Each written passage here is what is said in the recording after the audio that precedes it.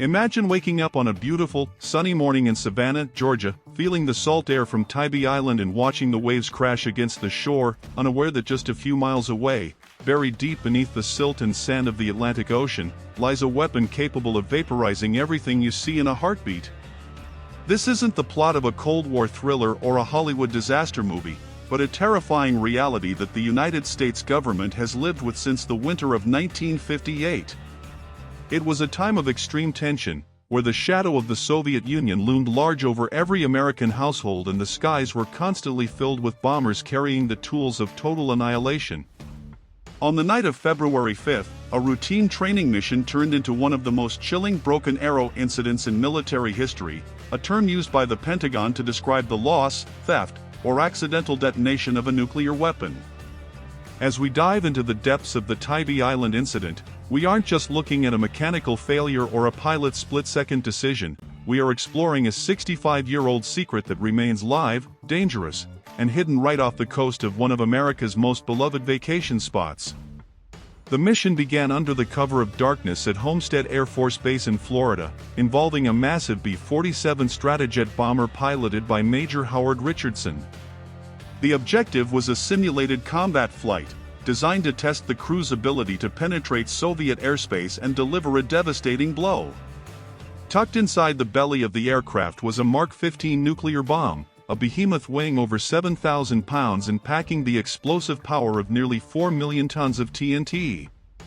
At the time, the Air Force frequently conducted these drills with live weapons, a practice that today seems like madness but was then considered a necessary risk of the nuclear age. High above the Atlantic, near the border of South Carolina and Georgia, disaster struck when a Mark 39 fighter jet, also on a training mission, failed to see the bomber on its radar and collided mid-air. The impact was catastrophic, tearing the wing of the fighter jet clean off and leaving Major Richardson's B-47 crippled, leaking fuel, and losing altitude rapidly. With the aircraft trembling and the threat of a crash landing at a nearby civilian airport becoming a certainty, the pilot was faced with an impossible choice: risk the lives of thousands on the ground or jettison the world's most dangerous weapon into the dark waters below. In those frantic moments, Richardson made the call that would haunt the region for decades, releasing the Mark 15 bomb into the Wassaw Sound. He watched as the 3.5-ton cylinder vanished into the murky depths, later reporting that no explosion was seen or heard upon impact. The bomber managed to land safely, but the real nightmare was just beginning for the recovery teams. For over 2 months, the United States Navy and Air Force swarmed the waters of Tybee Island, using every piece of sonar technology and underwater detection equipment available at the time. Divers braved the freezing, low-visibility currents, and ships crisscrossed the sound in a desperate search for the missing warhead. Despite their exhaustive efforts, the bomb seemed to have been swallowed by the Earth itself, buried under layers of soft mud and shifting sands that characterized the Georgia coastline. By April 1958, the military made a stunning announcement that shocked the public: the search was being abandoned, and the bomb would be left where it lay, officially declared irretrievably lost. For decades, the official government line was that the Tybee bomb was partially functional or a dummy weapon, claiming that the nuclear capsule required for a full-scale atomic explosion had not been installed during that specific mission. This served to calm the local population, allowing generations of tourists to swim and fish in the same waters without fear. However, the mystery was blown wide open in the early 2000s when a retired Air Force colonel named Derek Duke began digging into declassified documents and found a 1966 letter from the Assistant Secretary of Defense. This document explicitly described the Tybee weapon as a complete bomb, containing a plutonium core and a fully functional nuclear trigger. If this version of history is true, it means that the mud off Tybee Island holds enough power to create a fireball wider than a mile and send radioactive fallout across the entire eastern seaboard. The debate over whether the bomb is a dud or a city killer continues to rage between independent researchers and military officials, but the lack of transparency has only fueled a deep-seated distrust and a lingering sense of dread among those who live in the bomb's shadow. The environmental and safety implications of leaving a nuclear weapon in a dynamic coastal environment are staggering. Experts warn that after more than 6 decades in salt water, the steel casing of the Mark 15 is almost certainly corroding.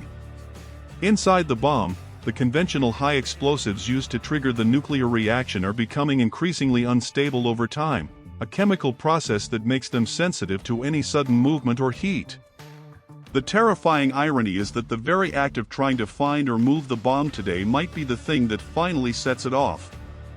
A recovery mission would involve disturbing the seabed with heavy machinery, potentially triggering a detonation that would devastate the delicate ecosystem of the Wausau National Wildlife Refuge and contaminate the water supply for millions.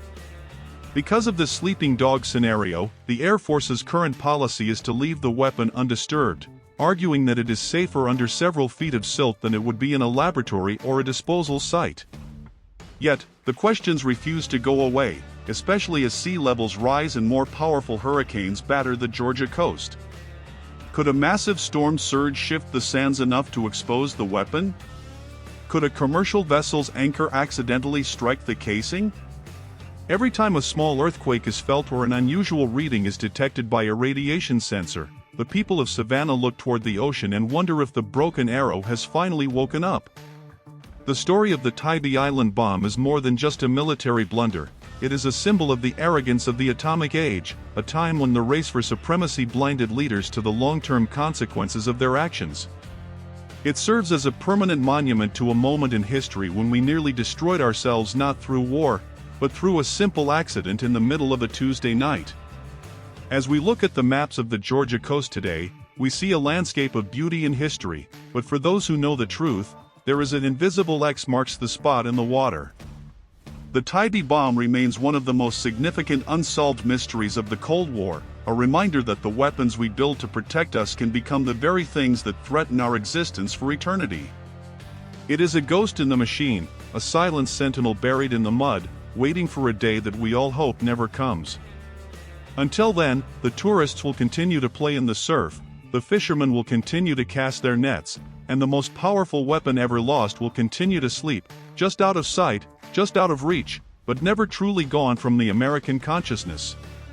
This is the legacy of Tybee Island, where the sand hides a secret that the world can never afford to forget.